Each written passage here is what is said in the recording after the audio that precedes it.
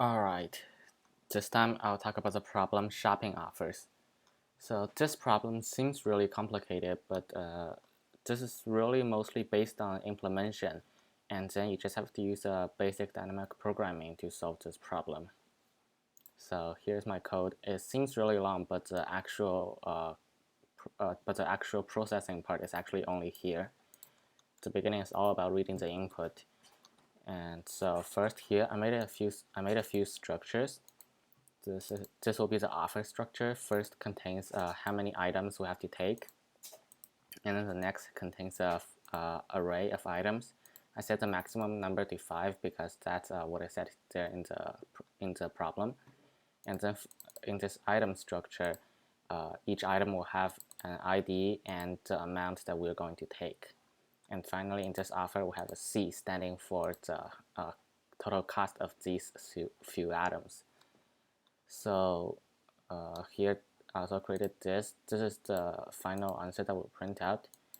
And what these do is that they keep track of if you take this much of the first item and this much of the second item and the third item, the fourth item, and the fifth item.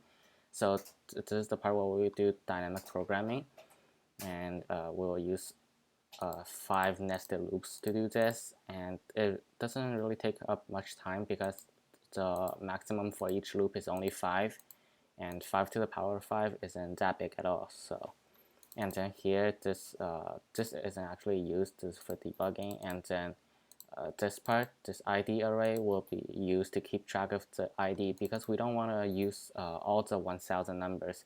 Since there will only be at most 5 products, we can give each of those a unique ID starting from 0 all the way to 4. So that way in our program we'll be able to access these variables easier. And so first I set all the ID to -1. This means that those don't exist. When it's -1, it means that the product ID doesn't exist in this program. And so at first we didn't read any input, so we'll just set all of this to -1. And then we'll first reading the amount of offers that we have, and then for every offer we'll reading the number of items that we need to take. And then this is the part where we're reading the items, and here X will be the ID for the item, and Y will be how much you have to take. So first, this is the part where we assign ID for each of these products. So if the ID for this product is -1, this means we haven't assigned it an ID yet. Then we'll just assign it as current T, which I set here at the beginning. It will just start at 0, and then we'll increase T by 1. This means we found an item which exists in the product list. So we have to increase the T by 1. So next time when we assign another ID for another product, we will have an increased ID. And then here, this is the item. This will keep track of the ID of this, which is X, and the amount that we need to take, which is Y. And here we don't just use this J, we have to use this ID so we can keep track of everything more properly. And then of course here you have to reading the cost for this total amount of products. And then here we will reading the products that we actually want to take. We also put this inside the offer array because this is basically the same thing as an offer. And what this offer basically is that you have one item, and you're allowed and you can take one every time, and the cost will be the seed that we're going to read. So first, this also assigns an ID just in case we didn't read it in the previous part when we are reading in the offers. If there are any missing IDs, we will add this in as well. And then we will this will keep track of how much it's this R will keep track of how much is required for each of these products. And the C is still the same, the original cost for this product. And then here this will keep track of the ID, which is X, and this will keep track of the amount that we're allowed to take every time, which is 1.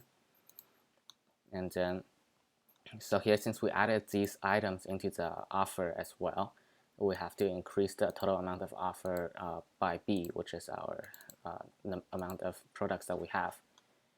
And here we will loop through all of the offers that we have and perform dynamic programming on this. So first here, in the beginning I set everything to infinite. This means there's no way currently, and we will find the minimum way using the loop afterwards. So first we will set this all 0 to 0. So what this means is that the minimum cost that is required to get 0 items is equal to 0. Well, that is logical since you don't buy anything, so it's just $0. And then here we will check each of the offers and see which one will be optimal. Here I will keep track of each of the amount of items that we need to take for this offer, because they have a required amount of items that you must take in order to get this offer. And then here we will loop through each of these. So we only have a few numbers. This amount of items might not be 5, but if it's not 5, then this would just be 0. And when we loop here, everything would just remain as 0, and we won't have any extra cases or anything.